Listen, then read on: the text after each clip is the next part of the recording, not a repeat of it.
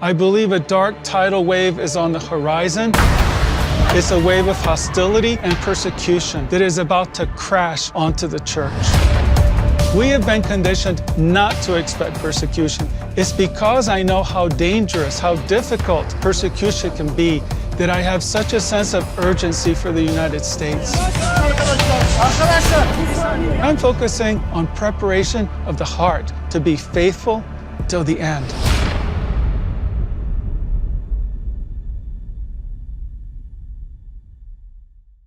Hello, I'm Andrew Brunson. In this series, I'm going to be talking about preparing to stand in difficult times. My wife Noreen and I lived in Turkey for 25 years, starting churches, a house of prayer, and working with refugees. Our lives were turned upside down one day when we were invited to the local police station and told that there was an order to arrest and deport us. The problem is they never got around to deporting us. They released Noreen after 2 weeks, but they held on to me for 2 years. They accused me of being a military spy, a terrorist, of trying to overthrow the Turkish government. And none of this was true. They wanted to make an example of someone in order to intimidate other Christians, and they chose me. They threatened to give me 3 life sentences in solitary confinement. I thought of myself as a relatively tough missionary.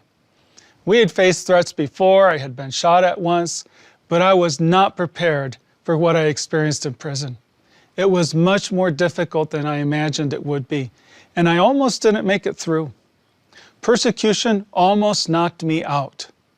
It's because I know how dangerous, how difficult persecution can be that I have such a sense of urgency for the United States. I believe a dark tidal wave is on the horizon. It's a wave of hostility and persecution that is about to crash onto the church. Now, many Christians do not think this can happen in America, but it can. Many followers of Jesus throughout history and in many countries have experienced persecution. In fact, our experience in the U.S. of very little persecution up to now is the exception. I believe this is because of the faithfulness of generations before us. Although we've had many sins and mistakes as a nation, many people honored God, and many leaders did this publicly.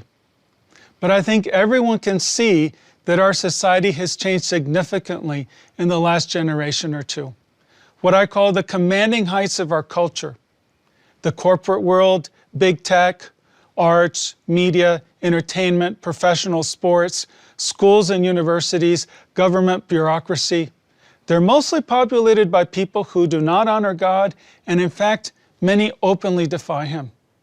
And these are the people who control the centers of power and influence. They have the platforms to amplify their voices and shape public opinion. And they're increasingly hostile to those who identify clearly with Jesus and His teaching. I want to underline that I'm not talking about politics. I'm not thinking of this as an issue of right versus left, but rather followers of Jesus on the one hand, and on the other, those who are hostile to followers of Jesus. I think there are 2 wedge issues that will drive persecution. First, the exclusivity of Jesus and salvation, that Jesus is the only way to God. And second, that Jesus demands obedience from His followers in a number of areas that are hotly contested in our culture, such as sexual morality, gender identity, marriage, family, life, and biblical justice. Those who are faithful to Jesus in these 2 areas are going to be labeled as evil people. And those who persecute us will justify themselves saying that we are hate groups, that we carry a message of hate. Now this, of course, is completely backward. It's a satanic lie. But think of Jesus. Jesus was the most loving and kind man in history, but people called Him evil. They said He was demonic. And an angry mob demanded He be killed in a gruesome way. And Jesus said that just as the world hated Him, the world will also hate His followers. And it's true. Christians are the most persecuted religious group in the world. Why? It's because when we walk closely with Jesus, we carry His scent, and people are reacting to Him in us. I think this is some of what will happen. In the name of being exclusive and tolerant. Many will say that the followers of Jesus are a threat to safety, and this has consequences in our culture. They'll say, you can't work here. Your views make people feel unsafe. You can't use social media. You can't use our financial products. We won't process your payments. We're canceling your bank account. You can't use these credit cards. And as for your church, we're closing down your website and your podcast. And actually, that's not enough.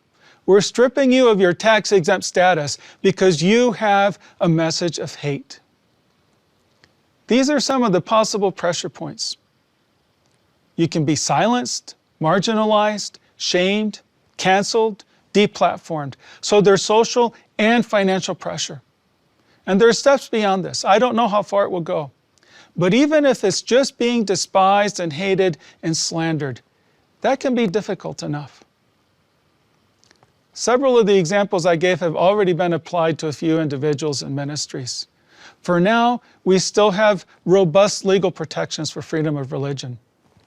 But as the commanding heights of our culture turn against our Judeo-Christian heritage, these protections can erode very quickly. And when we reach a tipping point, it will accelerate very quickly across a wide front. The reason I'm doing this series is because I have this sense of urgency. And it's because the majority of believers are not ready for the pressures of persecution. And this is very dangerous. I can tell you this from personal experience. I came close to failing, especially during my first year in prison. At times I was suicidal. I was overcome with fear and despair. I went into relational crisis with God. Now, one of the purposes God had in my imprisonment was that I learned how to stand under pressure even when I was weak and overwhelmed. And this was in part so that I could encourage others to stand when they're under pressure, to encourage you. Now, I would prefer to carry a different message, a lighter and happier message. But this is a message God has assigned to me and that He prepared for me. So in this series, I will highlight some of the spiritual dangers ahead and suggest some steps we can take to prepare ourselves to stand. Now, this is not a comprehensive list, but these are things that I learned and practiced that helped me to endure under intense pressure, and I believe they will help you also. Now, when I mention preparing for hardship, some people immediately think of practical things like having a generator, storing up food, or having cash on hand. And there's nothing wrong with practical steps like this. But I'm focusing on preparation of the heart, which is much more important and fundamental in determining whether we will stand faithful. And that is the ultimate goal, to be faithful till the end. In this session, I want to talk about the first step to prepare to stand under pressure. And it's very basic. In fact, it's what we've just been doing. We need to talk about persecution, be aware of it, and plan for it. It needs to be on our radar screen.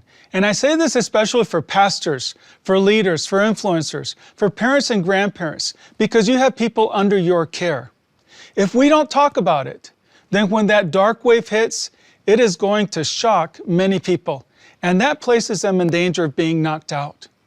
This is especially true because persecution is different from other trials. There are many pressures that we cannot easily escape. An illness, grief from a loss, a broken relationship. It simply isn't an option. But persecution is different because the pressure will usually stop if you just compromise. And this is why we prepare ourselves ahead of time, so that when pressure comes and we are afraid, we do not run, but stand firm. Here are some of the things you can do. Read the New Testament with a different eye. It's full of exhortations to prepare and also examples of people living victoriously under persecution. In prison, I especially read 2 Timothy, which Paul wrote in a dungeon before he was martyred. 1 Peter addresses Christians who are suffering for doing good. Read the Gospels with a focus on what Jesus says about persecution, how He Himself deals with persecution, and how He prepares His disciples. Make decisions now and discuss with your loved ones that as for me and my house, we will serve the Lord.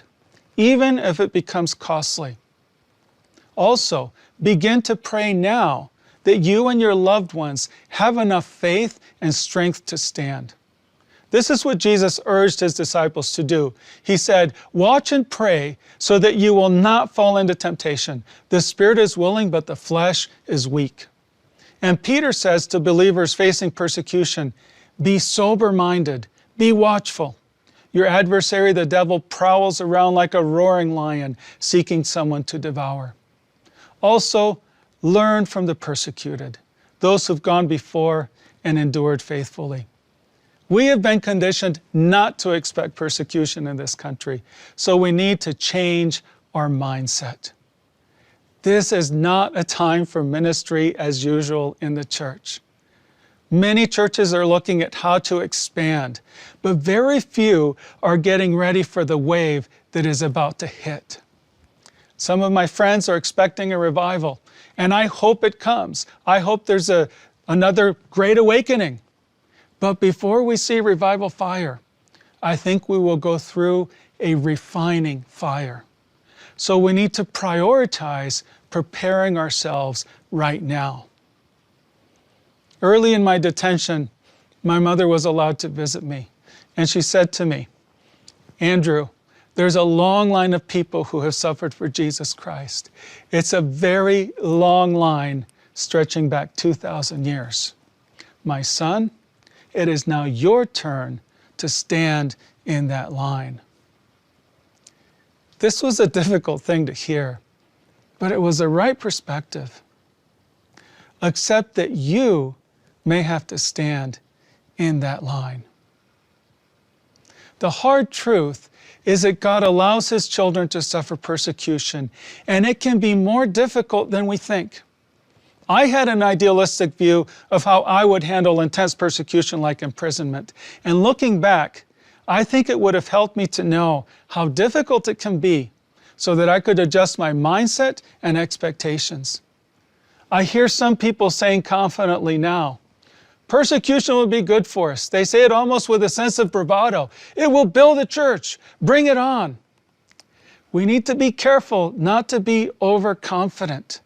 I say to you again, it can be more difficult than we think. And God's faithfulness, his help, his grace, they may look different than we would expect. Let me give you a couple of examples. Paul declared confidently in 2 Timothy, and this is one of my favorite verses, "The Lord will rescue me from every evil deed and bring me safely into his heavenly kingdom." But when he wrote this, he was suffering in a miserable Roman dungeon. He was expecting to be executed.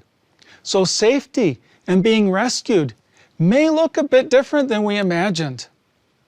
And Jesus tells his disciples that they're going to face persecution, they'll be hated by everybody, some of them will be imprisoned, some of them will be put to death.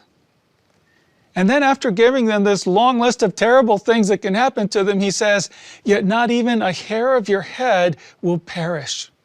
So escaping harm may not look the way I expected. I've mentioned that I broke my first year in prison. I broke thoroughly, I broke repeatedly. And I thought I might be one of the very few who struggled as I did. I wondered what was wrong with me. But I've learned since being released that many others who've been in prison for their faith have an experience similar to mine. And many come out crushed spiritually and in other ways. And they're not fully restored in this life. It is not all victory like we're used to reading about in biographies. We're human and we break. And somehow God allows it. I don't know that any of you will go to prison for your faith, but whatever persecution you may face, it will be difficult enough. There is a cost. In saying this, I do not want to inspire fear.